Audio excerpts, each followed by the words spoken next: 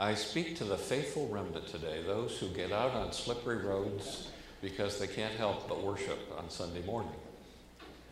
And I want you to, as you think about this text, I want you to think about yourselves for a minute.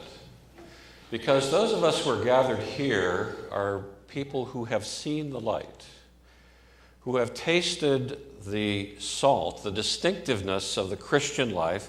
We have seen a city built on a hill.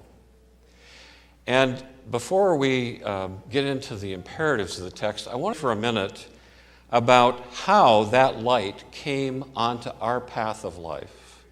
How was it that we have seen the light, have tasted the salt, have seen the city on a hill? And I'm going to share a couple of personal remembrances, but I want you to be thinking about your own life as I do. One of the things that I remember, probably the earliest memory of my entire life, is of my mother reading Bible stories to me. Our parents have such a crucial role in shedding light on our path, in being that beacon on a hill for us. Most of us learn our first prayers from our parents. We learn how to pray from our parents. My father was a very quiet man, but in so many ways, his life was clearly an example of him living out his faith, that the message got through to me. For many of us, it's our parents who shine light on the path, who show us the beacon on a hill. For others, it's a Sunday school teacher. When I was in the 5th and 6th grade Sunday school class at the North Fairfield United Methodist Church, there was a teacher named Helen Woodruff. And the class was full of antsy little boys, too much energy and not wanting to spend too much time sitting down. And yet she could make the Bible stories come alive for us in ways that were very powerful. She was one of the people who shone a light on my path. Maybe for you it was a church camp where you had an experience out on Inspiration Hill during the closing worship. For me, it was time at Youth Institute at Lakeside that was very to me. Or maybe for you, it was somebody in your church fellowship. There was a man in my home church named Ernie Bond. And in so many ways, Ernie cast light on the path for me and helped me to understand the faith in ways that were significant. Now, those are just some ways that I would name about my own life, but I want you to think about your own life. Maybe some of the same ways impacted your life, but there may have been other ways that the light crossed your path. Maybe it was Vacation Bible School. Maybe it was a coworker. Maybe it was a friend. Maybe it was a grandmother or a grandfather or an aunt or an uncle who talked about the way we live because we follow Jesus. I want you to know that over the years when I've done confirmation class, I've always asked the confirmands at the end of that process, who in the church for you models the Christian life? And I just want to warn you that the children are watching. The children are watching, and often it is the example of someone in the congregation that shines a light onto the path of a young person. Sometimes it's an Emmaus retreat or a chrysalis retreat. There are many ways that we see the light. Maybe we read about or hear about the great heroes of the faith, martyrs who died rather than renounce Jesus, or we read the witness of scriptures. We're gathered here today because we've seen the light, because others haven't put their light under a bushel. You need to think seriously about this. Our preparation to say yes to God through Jesus Christ is always mediated through another person shining light on him. Now, you might try to point to an example in Scripture where that's not true, like Saul and his trip to Damascus and the bright light that shone on him. But do remember that Saul was standing by as Stephen was stoned as the first martyr. and saw that witness of Stephen. Our preparation to say yes to God through Jesus is always mediated and prepared by other people for us. You know, in the early chapters of Genesis, God says to Abraham, I'm going to bless you. But he doesn't say, I'm going to bless you just so you can sit around and be content. He says, I'm going to bless you so you can be a blessing to other people. So you can be a blessing to people. We have seen the light, we've tasted the faith, we've seen a city on a hill, and we have to pass it on. We have to pass it on. If you were to read this passage in Greek, something stands out, and that is the word you. It is emphasized by a couple of ways in which the Greek is written. You are the salt of the earth. You are the light of the world. Not somebody else. You are the light of the world. And we need to remember that salt does not exist for itself, and that the function of light is not to be seen, but to let things be seen as they truly are. And this passage is also a warning to those who don't fulfill this mission. Salt that becomes impure is thrown out. It doesn't become impure because of some chemical reaction. It's impure because it gets so mixed up with everything else, it loses its distinctiveness. All three of the metaphors in this short passage of Scripture, salt and light and the city on a hill, impel us to mission. Impel us to mission. It says to us that we have a mission to share what we have received rather than treat it as a personal and private faith just for our own benefit. And so we're all called to be witnesses. Now we think of the great witnesses of the church, the martyrs, Perpetua and the apostles, Stephen in the book of Acts, and those who suffered death.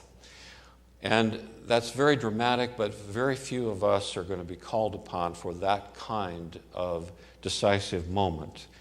The word martyr doesn't mean somebody who gets sacrificed. It's a simple word that simply means witness. And what witnesses do is very simple. They simply share what they have seen and what they've experienced with others. And our failure isn't like the failure of somebody who's called to give a life and death answer. Our failure to be witnesses is more like that of Peter in the courtyard when the little serving girl confronts him and he fails to say, yes, I'm with this guy, Jesus. We're not asked, most of us, to make a decision of life over death to be witnesses. But we are asked to give up our anonymity in the world. You know, wearing a cross has become such a common piece of jewelry. It's not a distinction anymore to see somebody with a cross on. Probably the one time of the year when people can look at us and say, that Christian is Ash Wednesday. Those who go to an Ash Wednesday service early in the morning and wear the ashes on their forehead all day are saying to the world, not that they have a smudge on their forehead and they forgot to wash their face, they're saying to the world, I am a Christian. There's times when we need to say who we are. Witnesses who simply tell what we have seen and experienced. And this is not as complicated as you think, and it's not as difficult as you think. We don't have to be like Mormon missionaries who have a theological argument on the doorstep of other people. But we need to stop being anonymous in the world. And let me give you a few examples, very simple examples of how we can share who we are in a way that helps others see the light. There are very simple language things that we do unconsciously that we ought to be more conscious of. When someone asks, how are you? You could answer, I'm good. But you could also answer with another phrase. You could say, I feel blessed. You don't have to elaborate on that. But it creates a whole different conversation with the person that you're involved with.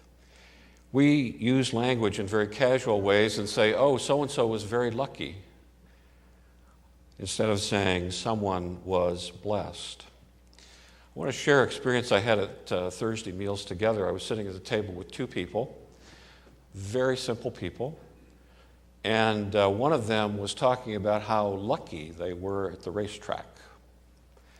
And the other person got into a little discussion with them about the issue of luck versus blessing. And the person said, a blessing is very different than luck. And in very simple words, really offered witness to that other person that there were other forces in our lives that were a part of our lives that we needed to be conscious of. When you do an act of kindness for someone and they say, well, you're a nice person, we could say simply back, God has been kind to me, so I try to be kind to others. That's a very different kind of way of saying who we are. You know, most of the things we do may be motivated by our faith, but it often never gets identified with faith or God or Jesus because we are not willing. Simple words that shed light on who we are and what we do. This passage about light and salt in a city on a hill is a transition passage between the Beatitudes and the instruction at the end of the Sermon on the Mount, the teaching at the end of the Sermon on the Mount. And so if we, in fact, live differently than the rest of the world and pay attention to the instruction on the Sermon on the Mount around anger and truthfulness, fidelity and retaliation, and loving our enemies, and when people are surprised and we simply say, this is the way I do it because I'm a person of faith, we are offering witness. When we follow Jesus' instructions, it makes us light and salt and a city set on a hill. We need to remember, however, that light is not for itself, but it's to illuminate things as they are. Now, we've had three metaphors, light and salt, a city on a hill, and that last hymn that I had you sing, that even the choir rebelled against at first, has another metaphor of sowing seeds. And the question I want to leave you with today is where you will sow seeds this week. Where will you be light? Where will you be salt? What simple ways will you share who you are and cease to be anonymous as a Christian? Doesn't have to be complicated. I dare you to pick a situation this week where you will not give a pat answer, but will expose yourself as a Christian person simply by the language you use. If you do that, you will be light to someone else. You will be distinctive from the rest of the world. You will be doing what Jesus asked us.